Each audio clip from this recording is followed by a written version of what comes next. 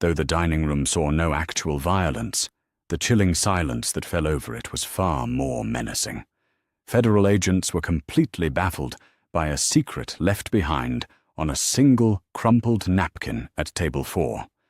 Ultimately, it was an exhausted 22-year-old waitress who decoded the terrifying message, thwarting an international assassination just as dessert was being served.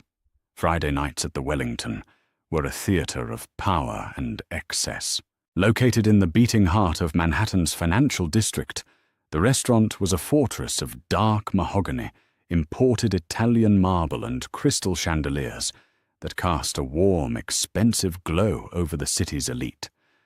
Politicians, hedge fund managers, and foreign dignitaries paid thousands of dollars just to secure a booth in the private dining wing. Ellie Bennett was intimately familiar with this world, though she didn't belong to it. A 22-year-old graduate student at Georgetown University, she worked exhausting double shifts as a waitress to keep her head above the crushing weight of her student loans.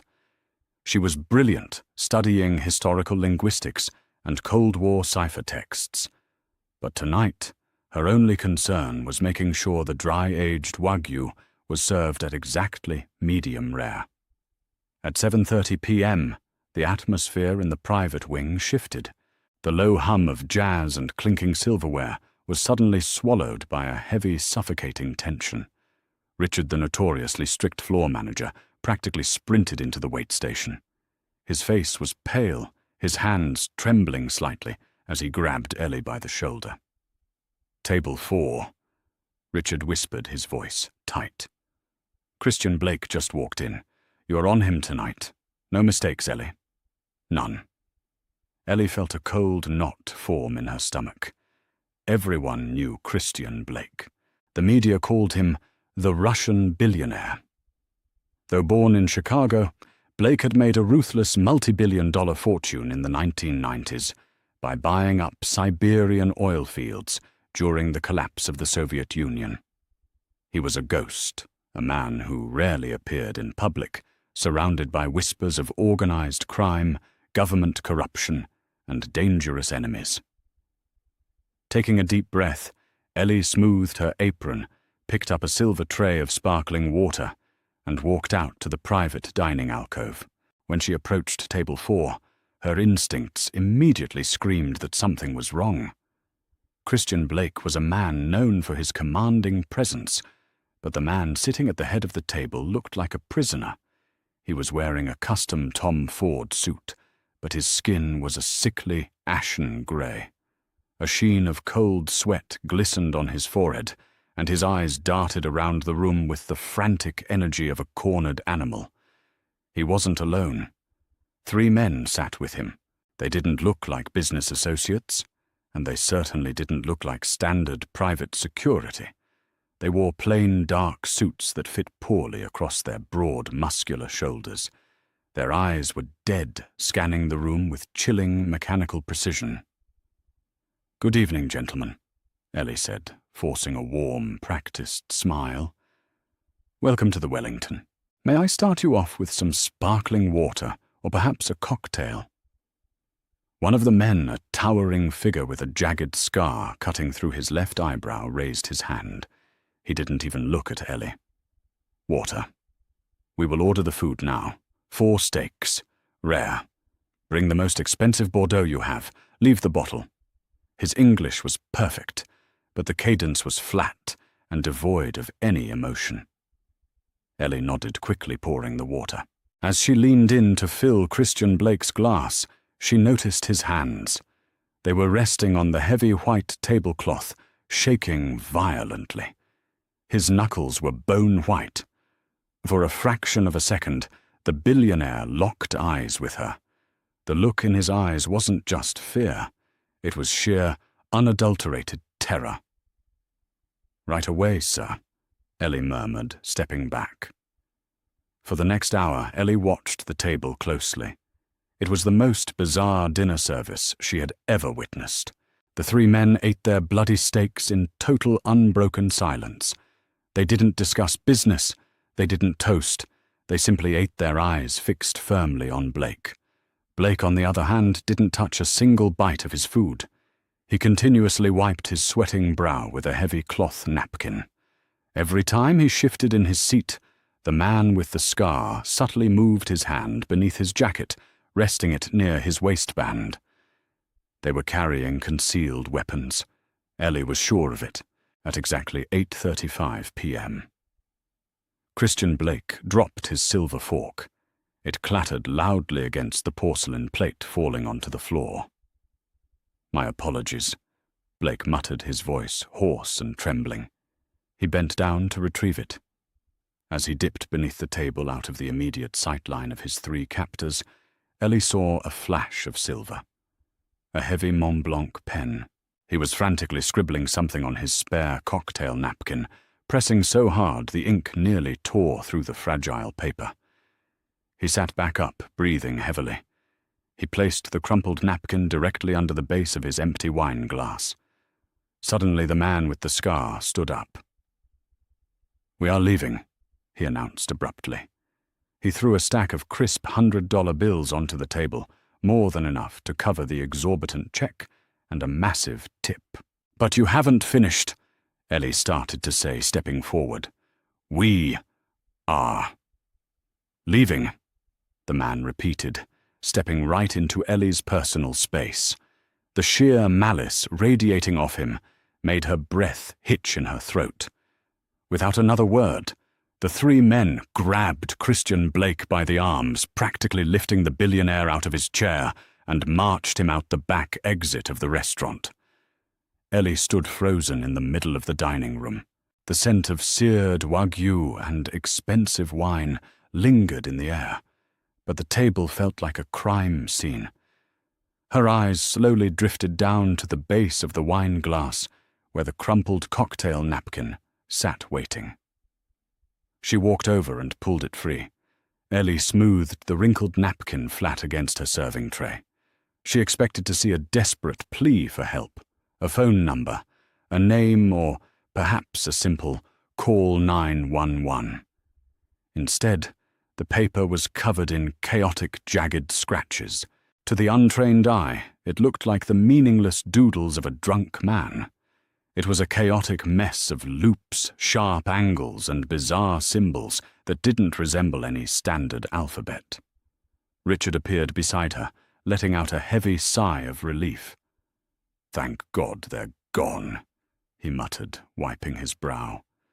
"Those guys gave me the creeps. Clean the table, Ellie. We have a senator's party coming in 15 minutes. He glanced down at the napkin in her hands and scoffed. "What is that gibberish? Throw it in the trash." "Wait," Ellie whispered, her heart suddenly pounding against her ribs. She pulled the napkin closer to her face, her eyes narrowing as the overhead chandelier illuminated the blue ink. It wasn't gibberish. During her extensive studies at Georgetown, Ellie had spent a year specifically analyzing intercepted Soviet communications from the 1980s. What the average person didn't know about the Russian language was that its cursive form, specifically the shorthand used by older generations, looks absolutely nothing like the printed Cyrillic alphabet. It looks like a continuous, unreadable string of loops. But this wasn't even standard Russian cursive. This was a highly localized phonetic shorthand, a specific dialect of tachygraphy, used almost exclusively by Soviet-era industrialists to keep their notes secret from standard government auditors. It was a code. And because Christian Blake had spent the formative years of his career navigating the treacherous, blood-soaked oil fields of Siberia in the 90s, it was the only code his brain instinctively reached for in a moment of pure panic. Because of her hyper-specific academic background, Ellie was perhaps one of the only people in a 5-mile radius who could actually read it. Her lips moved silently as she mentally translated the jagged loops, converting the phonetic shorthand into standard Cyrillic and then into English. Daughter taken. Ellie's breath hitched. She read the next line. Rigged main gas line. Basement. Her eyes widened in absolute horror as she deciphered the final heavily underlined scratch at the bottom of the napkin. Detonation at 2100. Ellie whipped her head toward the grandfather clock standing in the corner of the dining room. It was 8:42 p.m. 18 minutes. "Richard!" Ellie gasped, grabbing her manager's arm, her fingernails dug into his suit jacket. "Richard, you have to evacuate the restaurant right now. Call the police." Richard yanked his arm away, looking at her like she had lost her mind. "Excuse me. Evacuate Ellie. We have 300 people in this building. We have the mayor of Chicago in the main dining room. I am not ruining a $50,000 dinner service because a billionaire doodled on a napkin. It's not a doodle." Ellie practically screamed, her voice cracking with terror. "It's a bomb threat. He's being held hostage, and they rigged the gas line downstairs. It's going to blow in 18 minutes. "You're hysterical." Richard snapped his face, turning red with anger. "Get back to work before I fire you on the spot." Ellie looked around the crowded restaurant. People were laughing, clinking champagne flutes, slicing into expensive steaks, completely oblivious to the fact that they were sitting on top of a massive explosive. She looked back at the clock. 8:44 p.m. There was no time to explain linguistics. There was no time to argue. "I'm sorry, Richard," Ellie whispered. Before he could react, Ellie dropped her silver tray. It hit the marble floor with a deafening crash, shattering crystal glasses and sending water flying everywhere. As Richard jumped back in shock, Ellie sprinted past him, darting through the crowded dining room toward the kitchen doors. Right next to the kitchen entrance, secured behind a thin piece of glass, was the restaurant's emergency fire alarm. Without hesitating, Ellie ripped off her high-heeled shoe and smashed the heel directly into the glass. The glass shattered, cutting her hand, but she didn't care. She reached in and pulled the heavy red lever down with all her strength. Instantly, a piercing, ear-splitting siren erupted through the entire building.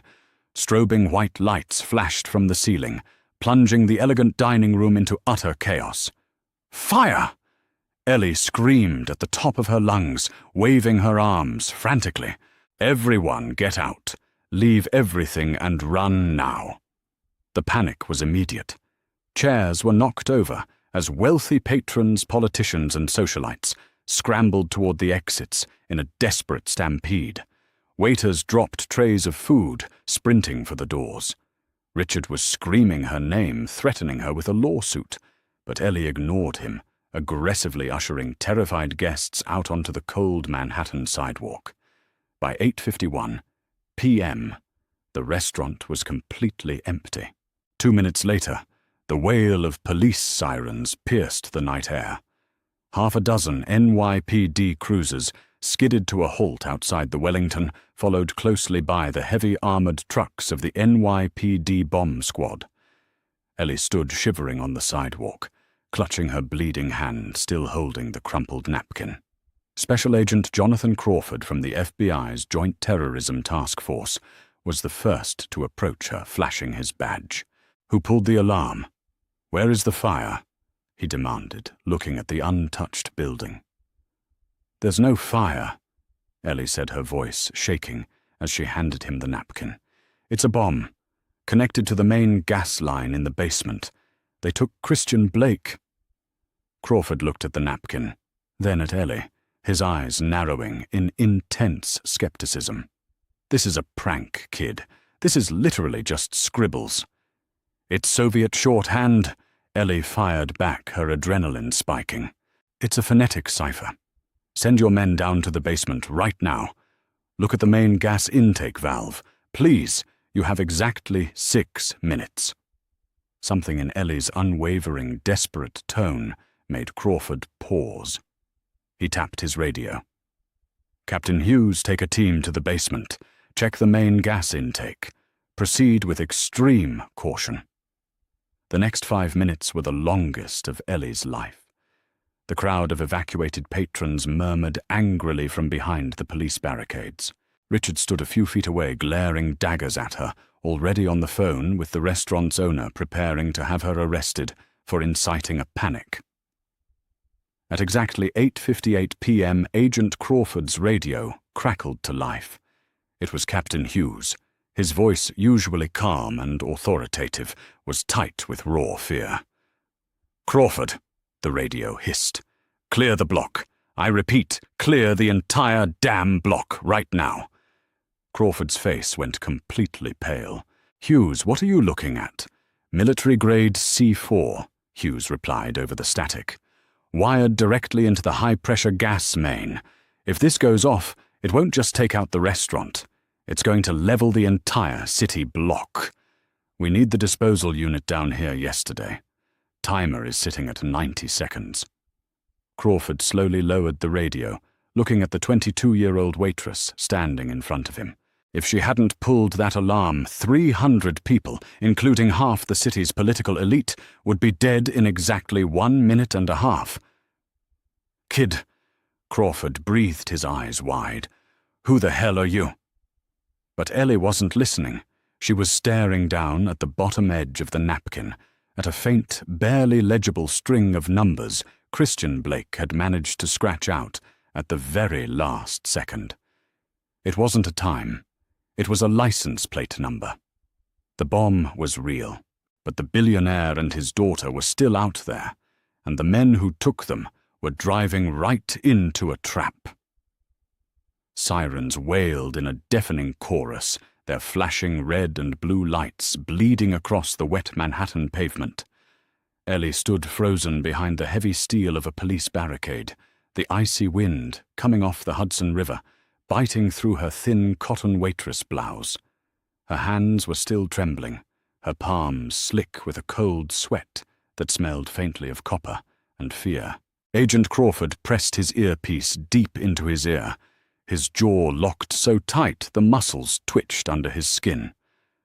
"Talk to me, Hughes," Crawford barked into his radio, his voice cutting through the chaotic noise of the evacuated street. "Give me a status." Static hissed. Then the heavy, ragged breathing of Captain Hughes echoed through the speaker. "Wire is cut. Primary detonator is isolated. We have exactly 12 seconds left on the digital timer, Crawford. 12 seconds. If this girl hadn't pulled that fire alarm when she did, we'd all be vaporized meat right now." Crawford slowly exhaled a visible cloud of white breath in the chilling night air. He looked down at Ellie, his eyes entirely stripped of their previous skepticism. He didn't see a 22-year-old college student anymore. He saw an intelligence asset who had just prevented the deadliest domestic terror attack of the decade. "The license plate," Crawford said, his voice dropping to a low, urgent gravel. He held up the crumpled cocktail napkin. "Read it to me again, exactly as it's written." Ellie leaned forward, squinting under the harsh glare of a street lamp. She traced her index finger over the jagged blue indentations where Christian Blake had nearly torn through the cheap paper with his pen. "It's a New York plate, JRX 9241. But Agent Crawford, there's more here. Below the plate number." Crawford frowned, shining his tactical flashlight onto the napkin. "More shorthand. It just looks like ink blots." "It's not," Ellie insisted, her mind racing back to the dusty archives of Georgetown's linguistics library. Blake's hands were shaking, but the strokes are deliberate. "It's an old financial routing cipher. During the late 80s, corrupt Soviet officials used phonetic symbols to hide offshore banking transfers from state auditors. Blake isn't just being kidnapped for ransom. They are forcing him to liquidate his entire decentralized portfolio." Crawford immediately keyed his radio. "Dispatch, I need an emergency trace on New York plate, Juliet Romeo X-ray Niner 241, black SUV, and get me the Cybercrimes Division on the line." 10 seconds later, dispatch crackled back. "Agent Crawford, we have an ALPR ping on your vehicle. It crossed an automated license plate reader on the FDR drive 3 minutes ago.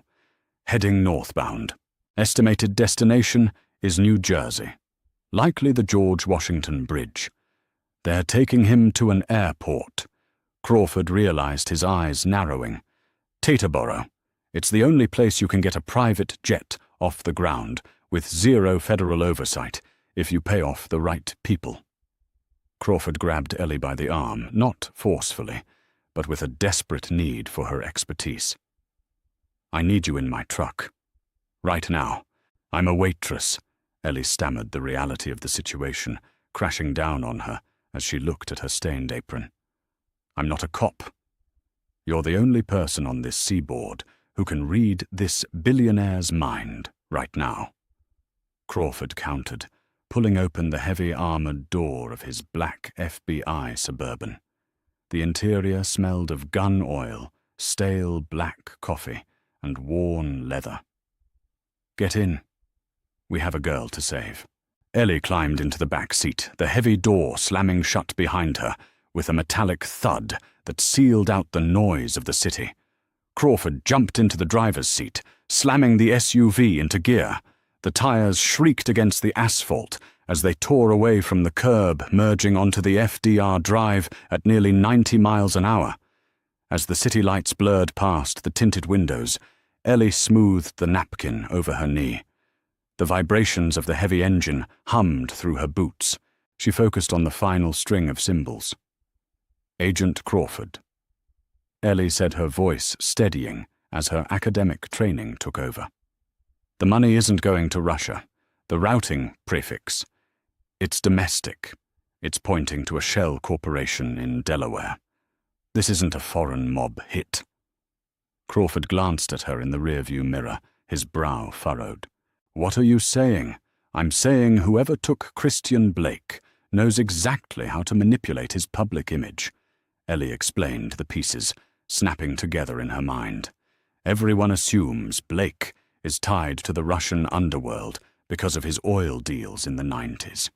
If he dies tonight, the FBI will spend the next 10 years chasing ghosts in Moscow.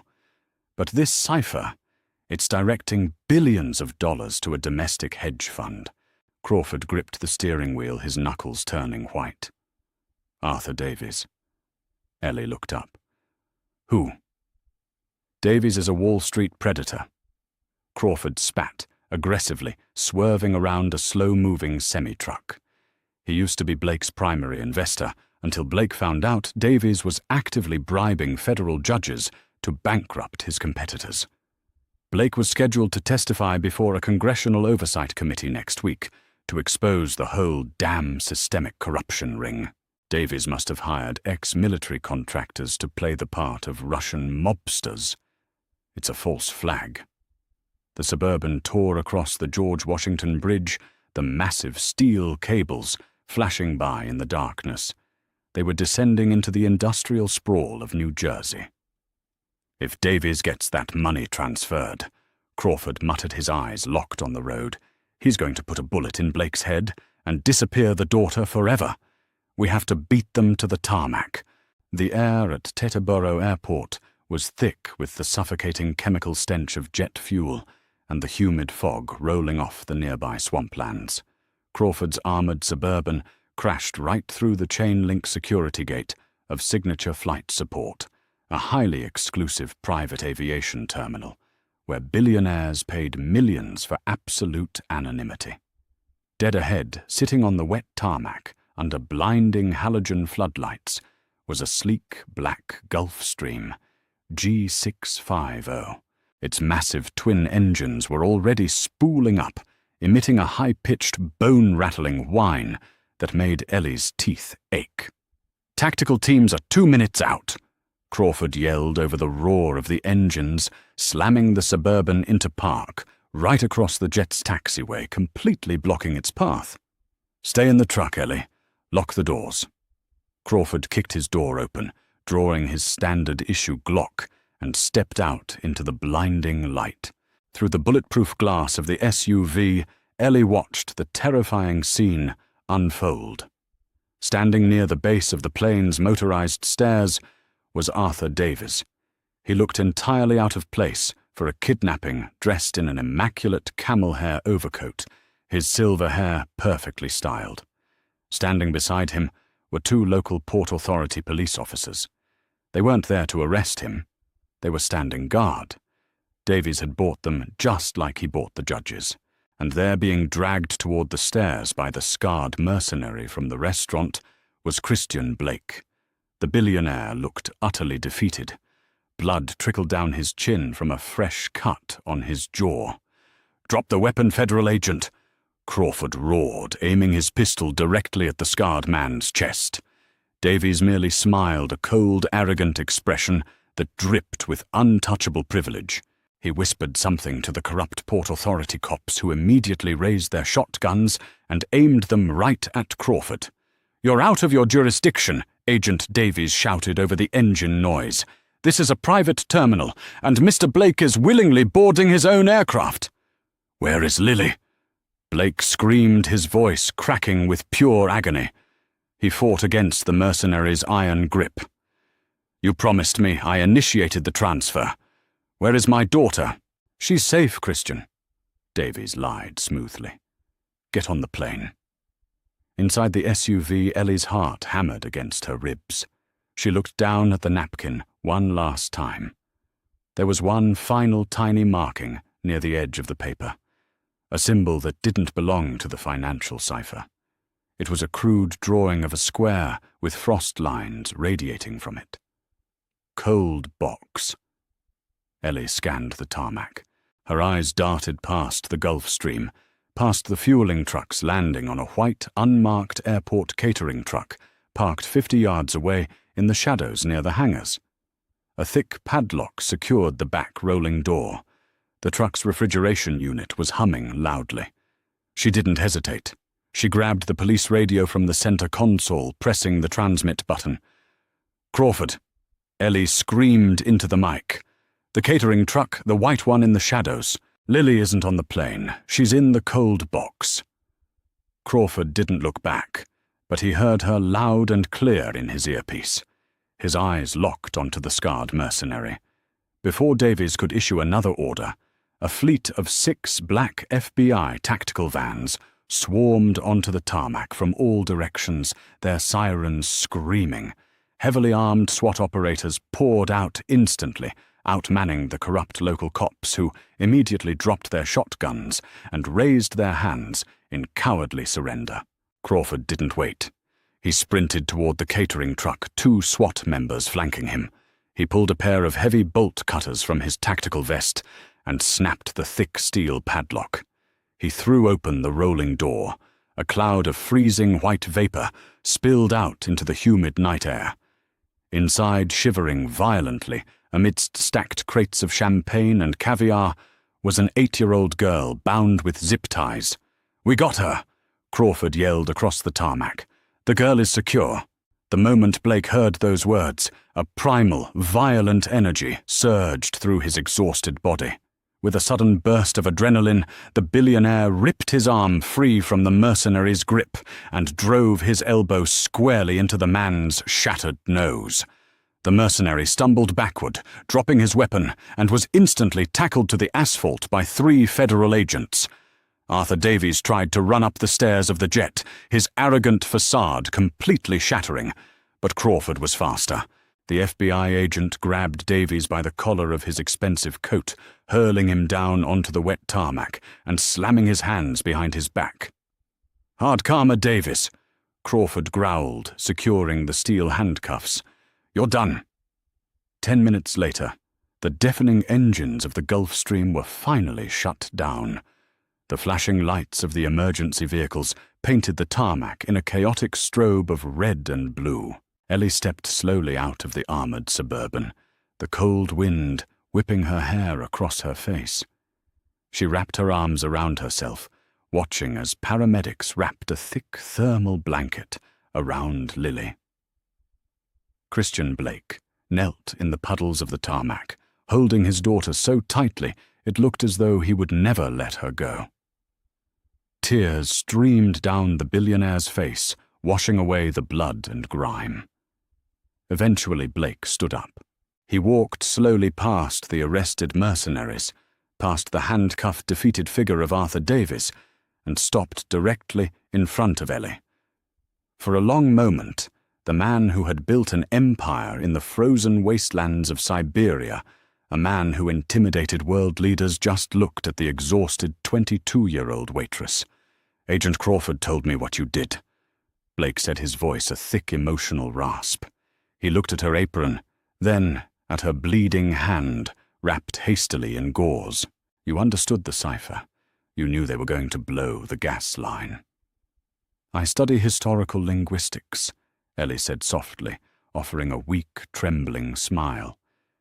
"You have terrible handwriting, Mr. Blake."